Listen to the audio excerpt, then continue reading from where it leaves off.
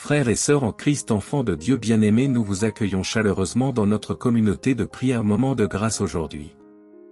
Avant de prier, j'aimerais d'abord parler de l'importance des prières matinales. Mais avant cela, si vous qui êtes ici pour la première fois, ici en bas vous verrez le mot s'abonner, cliquez dessus chers frères et sœurs, c'est gratuit, vous ne payez rien au moment où vous cliquez sur le mot s'abonner, votre nom, votre vie seront enregistrés ici sur cette chaîne de prière et je vous exhorte à partager ce message de foi et d'espérance pour toucher d'autres âmes assoiffées. Nous pouvons commencer. Je veux que nous comprenions pourquoi nous devrions prier en premier, avant de commencer notre journée, car ce n'est qu'une fois que vous aurez compris l'importance de la prière du matin que vous pourrez commencer à la mettre en pratique. Tout le monde a besoin d'un endroit pour être seul avec Dieu. Si vous qui êtes ici pour la première fois, ici en bas vous verrez le mot s'abonner, cliquez dessus chers frères et sœurs, c'est gratuit, vous ne payez rien au moment où vous cliquez sur le mot s'abonner, votre nom, votre vie seront enregistrés ici sur cette chaîne de prière et je vous exhorte à partager ce message de foi et d'espérance pour toucher d'autres âmes assoiffées. Tant que nous n'aurons pas de lieu, nous ne pourrons pas pratiquer la prière privée. Marc 1, verset 35, dit que très tôt le matin, alors qu'il faisait encore sombre, Jésus se leva, quitta la maison et se rendit dans un endroit solitaire où il pria. Jésus connaissait la valeur et la puissance de la prière privée. Il a passé du temps seul dans le désert pendant 40 jours et 40 nuits. Plus tard, il a passé plus de temps à prier seul dans le jardin de Gethsémani, avant la croix. Son exemple est important pour chaque croyant. Nous ne pouvons pas accomplir l'œuvre de Dieu. Nous ne pouvons pas vivre et marcher par la foi. Nous ne pouvons même pas vivre une vie agréable à Dieu si nous ne sommes pas remplis de lui. Tous ceux qui prétendent suivre le Christ devraient prendre le temps de se ressourcer seuls. Prenez le temps de parler à Dieu. Apprenez à le connaître par vous-même, pas seulement à travers un sermon que vous avez entendu en ligne. Vous devez apprendre à le connaître par vous-même. Vous devez prendre le temps de lire les Écritures et de réfléchir à ce que Dieu a prévu pour vous. Et permettez-moi de vous lancer un défi dès maintenant. Lève-toi et sois honnête avec toi-même. Priez-vous comme vous le devriez? Prenez-vous le temps de recharger votre foi? Avez-vous un endroit où vous pouvez prier sans être dérangé, un endroit où vous pouvez prier ouvertement? Je vous mets au défi de trouver le temps de prier en privé. Parce que cette vie va trop vous épuiser. Écoutez-moi bien. La vie va se dérouler. Des situations se produiront. Des choses se produiront qui vous empêcheront de vous concentrer sur Dieu. Vivre par vos propres moyens ne marchera pas. Nous avons besoin de Dieu. Nous avons besoin du Saint-Esprit pour éviter la fatigue et l'épuisement. Nous avons besoin de lui pour ne pas nous lasser. Passer du temps avec Dieu nous permet de nous concentrer sur lui et non sur nous-mêmes. Je crois que le meilleur moment pour prier en privé est le matin. C'est là que notre esprit est frais et que nous sommes libres. C'est le moment où notre corps est reposé. C'est avant que les soucis et les distractions de la journée n'accaparent notre attention. Il vaut mieux passer de la prière aux affaires que des affaires à la prière. Marc 1, verset 35, dit que, très tôt le matin, alors qu'il faisait encore sombre, Jésus se leva, quitta la maison et s'en alla dans un lieu solitaire où il pria. Si Jésus a fait l'effort de se lever et de prier alors que c'était encore le matin, à quel point est-ce plus important pour nous? Combien plus important pour nous de nous lever avant que le monde ne s'empare de nos pensées? Avant que le diable ne nous tente et ne nous remplisse de sentiments impies? En communiant avec Dieu le Père le matin, nous disons, Seigneur, de toutes mes priorités, au lieu d'aller courir, au lieu d'aller à la gym ou de faire des céréales, Seigneur, tu es le plus important sur ma liste de choses à faire aujourd'hui. Et je te donnerai le premier fruit de ma journée. Si nous accordons du temps à Dieu dès le matin, c'est lui qui fera le reste de notre journée. Vous constaterez que vous commencez votre journée en force. Vous commencerez votre journée plein d'esprit, et dans une position plus forte pour ne pas céder aux attraits de ce monde. Et si vous attendez plus tard pour avoir votre temps privé avec le Père, ce qui a tendance à se produire, et si vous êtes honnête, vous serez d'accord avec moi, ce qui a tendance à se produire, c'est que nous le repoussons. Mais si vous attendez plus tard pour avoir votre temps privé avec le Père, ce qui a tendance à se produire, et si vous êtes honnête, vous serez d'accord avec moi, ce qui a tendance à se produire, c'est que nous le repoussons. Je prierai plus tard. Je prierai dès que je rentrerai à la maison. Je prierai après qu'elle ait été repoussée hors de la ligne. Il est repoussé hors de la ligne. Et soit on ne le fait jamais, soit on le fait à la hâte. Et si vous ne faites pas attention, vous vous apercevrez que vous avez passé des jours sans passer du temps de qualité en présence de Dieu, sans parler à Dieu ou lire sa parole. Vous risquez de vous remplir du monde et de ne pas laisser de place à Dieu. Au contraire, se remplir du Seigneur et ne pas laisser de place au monde. Savez-vous ce que signifie Colossiens 3, versets 1 à 4 ? Il est dit que depuis lors, vous êtes ressuscités avec le Christ. Fixez vos cœurs sur les choses d'en haut, là où est le Christ, assis à la droite de Dieu. Fixez votre esprit sur les choses d'en haut, et non sur les choses terrestres. Jésus veut que nous recherchions d'abord son royaume et sa justice.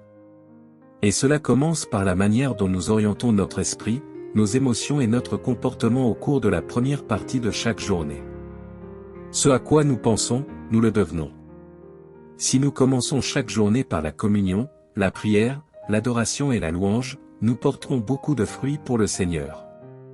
Jésus s'est réveillé avant le lever du jour parce qu'il voulait éviter les distractions causées par les gens, les événements et les obligations.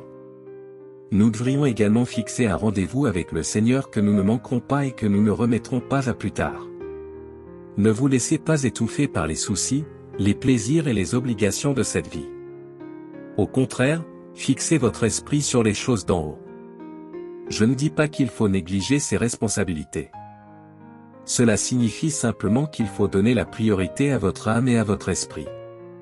Car en un instant, chacun d'entre nous peut se retrouver devant son Créateur. Et le fait est que ces autres priorités, ces autres devoirs, ne signifieront rien lorsque vous vous tiendrez devant le Seigneur. Tout ce qui compte, c'est votre relation avec lui. Lorsque nous nous consacrons au Seigneur et à sa parole chaque matin, il restaure notre âme. Il nous fait marcher sur le chemin de la justice. Lorsque nous choisissons de laisser tomber notre vie de prière ou notre temps de prière le matin, plusieurs choses peuvent se produire. Nous ne sommes pas capables de voir les choses et les gens autour de nous d'un point de vue plus spirituel. Nous finissons par réagir aux gens et aux situations d'un point de vue charnel, au lieu de nous laisser aller et de laisser Dieu s'occuper de ce point de vue. Nous finissons par affronter la journée sans être nourris dans notre esprit. Si vous choisissez de ne pas commencer votre journée par la prière, d'innombrables choses peuvent aller de travers au cours de votre journée. Bien sûr, les choses peuvent encore mal se passer lorsque vous priez le matin. Mais lorsque vous commencez votre journée par la prière, vous constatez que vous êtes capable d'affronter les choses avec une paix qui dépasse l'entendement humain. Vous êtes capable de gérer les choses avec confiance, sachant que vous avez un Dieu qui travaille à travers vous, en vous et pour vous. Dieu sait déjà ce que nous allons affronter ce jour-là avant même que nous n'ouvrions les yeux. Pourquoi ne pas prendre quelques minutes pour lui demander quel est son plan ? Le psaume 119, verset 147, dit « Je me lève avant l'aube et j'appelle au secours. J'ai mis mon espérance dans ta parole. » L'espérance en la parole de Dieu nous encourage à continuer à prier. Il vaut mieux prendre le temps de dormir que de ne pas avoir le temps de prier. Nous pouvons accéder à Dieu à tout moment. Et si nos premières pensées du matin sont pour Dieu, alors il nous aidera à rester dans la bonne fréquence tout au long de la journée. Écoutez-moi donc, nos premières pensées devraient être celles de la dévotion. Nos premiers mots doivent être des louanges à Dieu. Nos premières actions doivent être des prières privées. Prenons donc un engagement. Engagez-vous à commencer vos journées avec Dieu. Prions maintenant. Seigneur Jésus, ta parole dans Proverbe 16, verset 3, dit « Confie au Seigneur tout ce que tu fais, et il affermira tes projets. » Père, en obéissance à ta parole, je te confie tout. Je te confie tout, Seigneur. Les projets que j'ai élaborés sont entre tes mains, Père. Les objectifs que j'ai écrits et toutes les choses que je veux réaliser, je les remets entre tes mains. Père, en accord avec tous ceux qui sont sous le son de ma voix, nous te confions nos chemins. Nous te confions nos vies, Seigneur Jésus. Nos familles, nos enfants, nos mariages. Nous te confions tout, Dieu puissant. Prends le contrôle et fais ce que tu veux. Que ta volonté soit faite dans nos vies, Dieu. Que le Saint-Esprit dirige et agisse dans nos cœurs et nos foyers afin que nous puissions faire ce qui est agréable à tes yeux. Père, en te confiant tout ce que j'ai, je te dis que je me soumets à toi, Seigneur Jésus. Je te fais confiance, Seigneur. Je crois en toi et je crois en ta parole. Seigneur Jésus, en te remettant tout, en te déclarant ma loyauté et ma dévotion, je remets aussi ma vie de pensée entre tes mains. Je te soumets les désirs de mon cœur. Redéfinis ma pensée, Seigneur. Que ma pensée soit alignée sur la parole de Dieu. Que les désirs de mon cœur soient purs à tes yeux. Ce monde peut essayer de me pousser à me conformer à ses voies, mais je prie pour que tu me donnes la force de surmonter la tentation. Les amis peuvent essayer de me séduire pour que je vive selon leurs habitudes de péché, mais, Seigneur, je prie pour que tu me donnes la force de surmonter toutes les tentations. Que je sois tellement engagé à te suivre, Seigneur, que rien dans ce monde ne puisse prendre mon attention ou attirer mon affection. Seigneur, je ne crains pas l'inconnu, car mes yeux sont continuellement fixés sur toi. Je prie et je déclare le psaume 16, versets 8 et 9. Je mets le Seigneur toujours devant moi, car il est à ma droite, je ne serai pas ébranlé. C'est pourquoi mon cœur est dans l'allégresse et ma gloire dans la joie. Ma chair aussi se repose dans l'espérance. Aucune situation ne m'ébranlera. Mon cœur est rempli d'allégresse et de joie parce que je suis sous ta garde. Seigneur Jésus, je ne sais peut-être pas ce que demain me réserve, mais j'ai la foi que tout ce que l'ennemi veut faire pour le mal, toi, Seigneur, tu le feras tourner pour mon bien. Je ne sais pas ce que demain me réserve, mais j'ai foi en toi, car tu es mon pourvoyeur. J'ai confiance que tu seras mon lieu de sécurité. Sois glorifié dans ma vie, Seigneur Jésus. Je suis en paix parce que je sais qui est mon Dieu.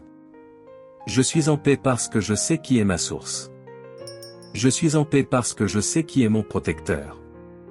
Seigneur, tu es mon centre d'intérêt, tu as mon attention.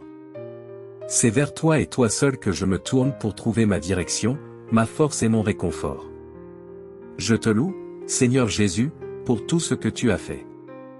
Et je te loue à l'avance pour tout ce que tu feras et feras encore.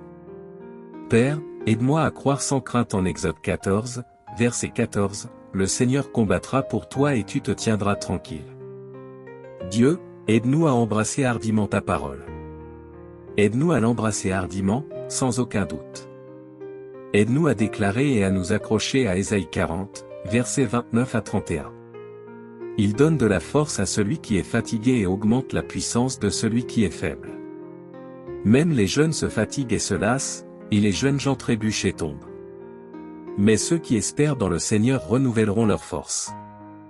Ils s'élèveront sur des ailes d'aigle. Ils courront et ne se lasseront pas. Ils marcheront et ne seront pas fatigués. Je prie pour une foi forte, Dieu.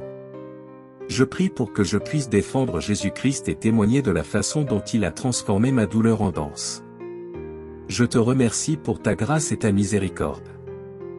Et je te remercie d'avoir entendu ma prière. C'est au nom de Jésus que je prie. Amen. Le Seigneur est ma lumière et mon salut. Alors pourquoi devrais-je avoir peur? Le Seigneur est ma forteresse, il me protège du danger. Pourquoi devrais-je trembler? Quand les méchants viennent me dévorer, quand mes ennemis et mes adversaires m'attaquent, ils trébuchent et tombent. Même si une armée puissante m'entoure, mon cœur ne sera pas effrayé. Même si je suis attaqué, je resterai confiant. Ce que je demande au Seigneur, ce que je recherche par-dessus tout, c'est d'habiter dans la maison du Seigneur tous les jours de ma vie, de me complaire dans la perfection du Seigneur et de méditer dans son temple. Car c'est là qu'il me cachera quand viendront les difficultés.